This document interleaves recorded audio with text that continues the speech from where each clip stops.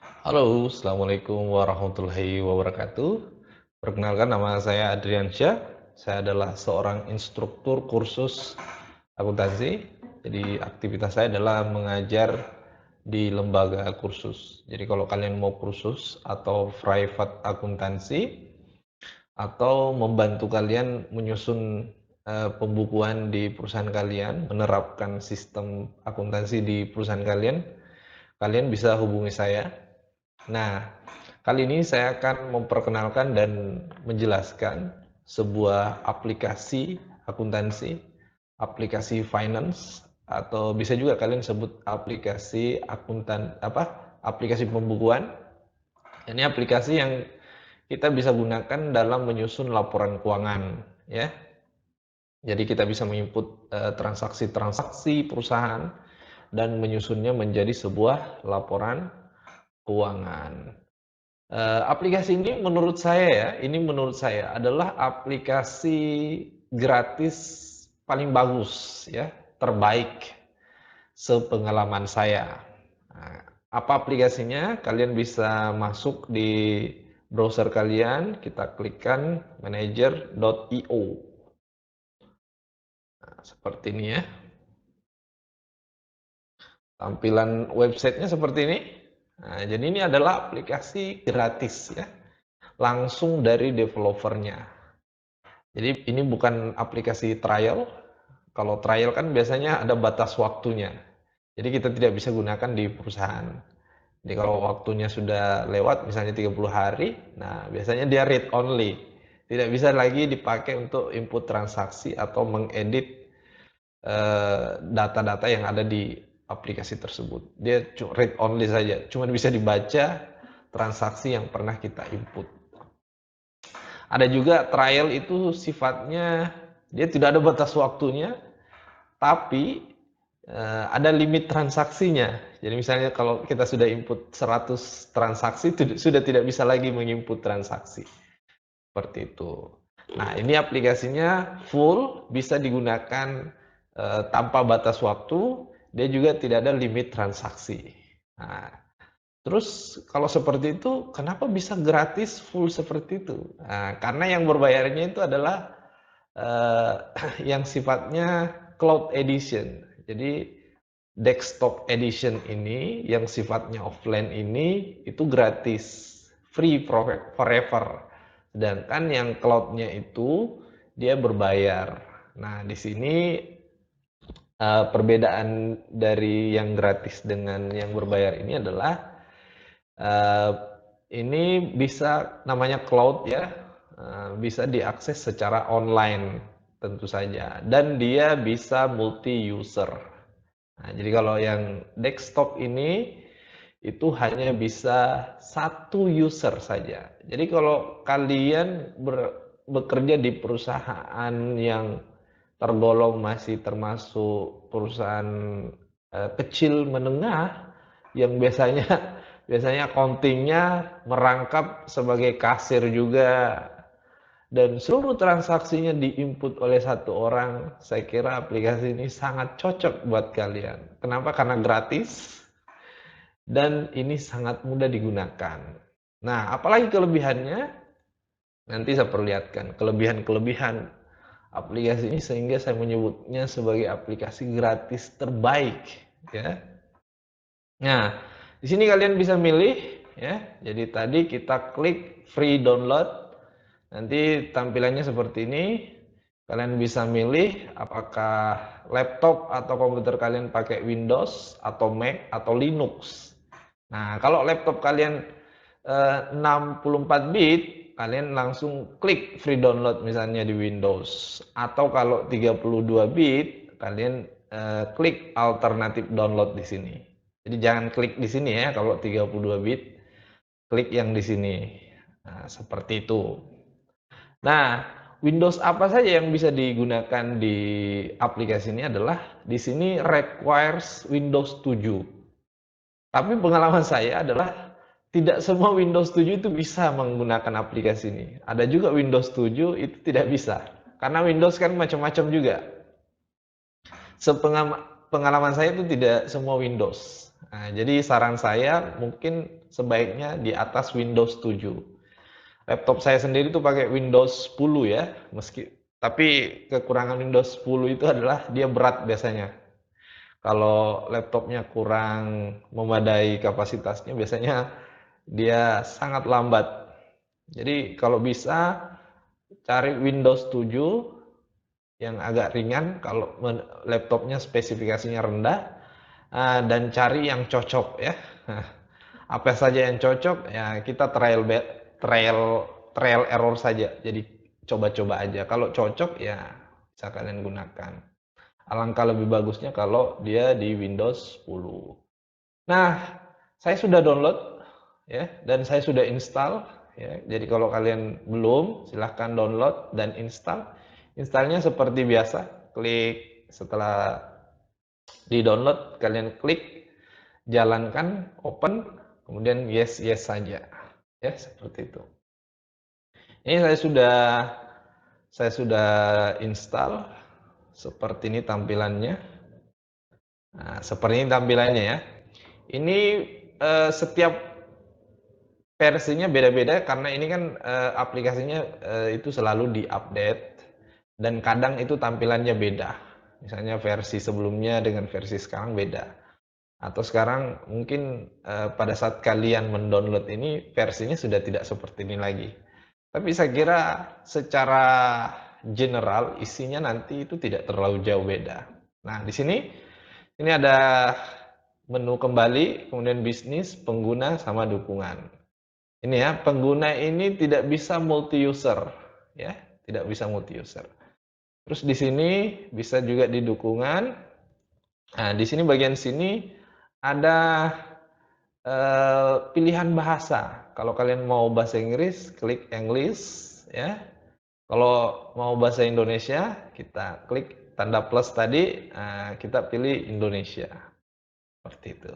Kita pilih Indonesia saja dulu ya. Sebagai bangsa Indonesia, kita pilih bahasa Indonesia sebagai bahasa pemersatu kita. Di sini juga ada di bagian bawah sini. Ini adalah versi 213.8 ya. Nah, itu versinya. Nanti saya download versi ini, saya simpan di deskripsi video ini. Siapa tahu nanti kalian sudah versinya yang banyak, yang lebih jauh lagi, 2022 misalnya. Nah, kalian mau pakai yang versi ini, kalian boleh. Nah, ini saya sudah isi akun banyak ya. Di sini akunnya banyak. Jadi kalau kalian misalnya kerja di perusahaan, di mana perusahaan tersebut banyak perusahaannya, misalnya ada PTA, PTB, PTC, dan kalian dipekerjakan di situ dan mengerjakan semua perusahaan itu, misalnya ya. Jadi atau kalian mungkin konsultan, banyak perusahaan yang dihandle, atau freelance misalnya seperti saya juga freelance. Mau bikin akun banyak perusahaan boleh, misalnya CVA, CVB, PTA, PTB, Yayasan C misalnya. Kalian bisa gunakan aplikasi ini untuk semua itu, tinggal tambahkan bisnisnya. Ini ya, kita buat perusahaan baru misalnya. Kita sebut namanya perusahaan percobaan. Seperti itu ya, kita tambahkan, seperti ini. Dan tampilan awalnya seperti ini. Ini akunnya belum ada, nanti kita tambahkan akunnya. Ini juga beban-bebannya seperti ini. Ini nanti bisa dibuatkan sub-sub ya, misalnya beban HPP, nanti ada akun-akun HPP-nya, kemudian beban penjualan atau beban marketing, ada rinciannya, beban administrasi dan umum ada rinciannya, beban di luar usaha misalnya ada rinciannya, boleh. Di sini juga aset, misalnya ada aset lancar, ada aset tetap, ada aset tidak berwujud, terus nanti akun-akunnya ada, bisa kita buat. Nah, kenapa saya sebut aplikasi ini adalah aplikasi yang terbaik? Karena fiturnya itu lumayan lengkap, banyak ya. Di sini ada fiturnya. Jadi fiturnya ini nanti kita tambahkan sesuai kebutuhan kita. misalnya kita ingin nanti ada fitur penerimaan sama pembayaran. Nah, jadi kita nanti menginput di modul fitur itu, ketika ada penerimaan kita input di situ, ada pembayaran kita input di situ. Bisa juga kita tidak pakai modul ini, bisa. Kita mau entry di jurnal boleh juga. Tergantung kebutuhan kita lah. Nah, di sini juga kelebihannya adalah sudah ada rekonsiliasi banknya, ya. Nah, saya tidak usah tambahkan dulu itu. Nah, terus di sini ada pelanggan misalnya. Nah, kita mau pakai pelanggan, terus kita mau juga bikin faktur penjualan, nah, ya. Terus kita tambahkan pemasok misalnya. Jadi nanti tuh maksud dari pelanggan nanti tuh kita ada list pelanggannya, dan di situ juga kelihatan piutang kita ke setiap pelanggan. Itu bisa per pelanggan itu ada buku bantunya ya, buku bantu piutangnya bisa. Begitu juga dengan pemasok, nanti ada buku bantu utangnya. Nah, jadi mutasi utang per pemasok, per tempat kita berhutang itu ada rinciannya, bisa ada. Dan di sini juga kalau kita mau tambahkan karyawannya, datanya di dalam bisa. Terus nanti setiap karyawan itu ada slip gajinya, misalnya gaji pokoknya sekian, kemudian tunjangannya sekian, terus pemotongannya misalnya ya sekian. Terus kalau dia ada iuran karyawan juga bisa. Nanti kelihatan di situ rinciannya. Nanti tinggal di email. Jadi ini bisa langsung di email PDF. Nah, di situ ada langsung di emailkan. Bisa. Di sini juga ada aset tetap dan input penyusutan bisa. Jadi kita masukkan aset tetap yang kita punya, kemudian bisa nanti sekaligus langsung diinput masuk ke aplikasi input penyusutan. Kira enggak usah saya masukkan dulu ini. Di sini juga kelebihannya adalah ada arus kasnya. Mana arus kas tadi? Laporan arus. Oh bukan, sorry. Bukan arus kas. Akun kas.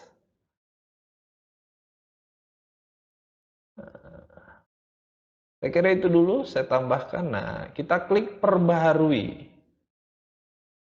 Nah, kita klik perbaharui di sini. Nanti di sini fiturnya akan bertambah. Kalau kita mau hilangkan, kita custom saja. Atau kita mau tambahkan fitur yang baru, boleh. Seperti itu. Itulah kenapa saya mengatakan ini bagus. Dan laporan keuangan yang bisa kita hasilkan apa saja? Nah, laporannya adalah ini laporan keuangannya. Ini ada laporan laba rugi, terus laporan laba rugi disandingkan dengan anggarannya. Nah, bisa juga nanti kalian bandingkan dengan laporan tahun sebelumnya misalnya. Boleh. Nah, di sini terus di sini ada ini ikhtisar perubahan modal dan neraca. Ini laporannya kita bisa bikin. Bisa buat laporan bulanan, bisa per 2 bulan, bisa per 3 bulan, bisa semester. Nah, bisa nanti di setup ya, di setup. Dan tentu saja bisa tahunan. Nah, di sini ada buku besarnya untuk neraca saldo, ringkasan buku besar dan buku besar seperti yang selama ini kita lihat di manual akuntansi. Nah, di sini ada fitur lainnya juga, ada umur piutang, terus laporan pelanggan. Nah, nanti di sini kalian bisa lihat faktur yang belum dibayar. Nah, terus laporan pelanggan untuk setiap transaksi, misalnya pelanggan A, nah, ya, customer A misalnya. Itu ada rincian transaksinya seperti buku bantu, ya, buku besar pembantu. Di sini juga ada umur hutang, kita tahu umur hutang kita. Nah, sama ini fitur untuk pelanggan, pemasok sama. Nah, di sini ada slip gaji, total slip gaji bisa diperlihatkan. Seperti itu ya. Nanti ini akan saya buatkan tutorial satu-satu untuk memberikan contoh kepada kalian dan bagaimana cara penggunaannya. Nah, untuk akunnya sendiri nanti kalian bisa gunakan di sini ya, akun-akunnya. Ini kode akun perkiraan. Ini bisa kita tambahkan misalnya di sini kita tambahkan akun kas misalnya. Kita misalnya kasih kode 101, nah, kategorinya apa? Kategorinya aset misalnya. Nah, kita buat seperti ini. Nah, kodenya 101. Bisa juga tanpa kode lah, bisa juga. Kita hapus kodenya, boleh. Nah, terus kalau kita mau grupkan, misalnya mau bikin aset lancar, bisa. Nah, dia masuk kategori aset. Buat aset lancar ya. Kita masukkan aset kas misalnya ini masuk kelompok aset lancar. Nah, kan seperti ini tampilannya. Jadi ini adalah bagian dari aset lancar. Nanti kita misalnya buat untuk aset, sorry, nah, grup ya, grup. Nah, misalnya aset tetap, bisa kategorinya aset kita buat. Nanti ada aset tetap di sini. Misalnya di sini nanti ada tanah, bangunan ya, macam-macam. Oke, cukup dulu perkenalan kita mengenai aplikasi ini. Nanti akan ada video-video selanjutnya yang akan menjelaskan bagaimana aplikasi ini kita gunakan. Nah, itu ya. Saya kira cukup dulu. Nah, terima kasih atas atensi kalian. Jangan lupa ya, kalau kalian menganggap channel ini bermanfaat, jangan lupa di-subscribe. Dan jangan lupa juga video ini disimpan ya, diklik simpan supaya nanti tidak kelupaan. Jadi nanti kalau mau kalian nonton lagi tinggal pilih watch later ya. Dan jangan lupa kalau kalian menganggap teman kalian butuh video ini, mungkin kalian kuliah atau kerja sama-sama jurusan misalnya, ada teman kalian kerja di perusahaan lain, Anda menganggap bahwa ini adalah video mungkin yang dibutuhkan oleh teman kalian, jangan lupa share ke teman kalian.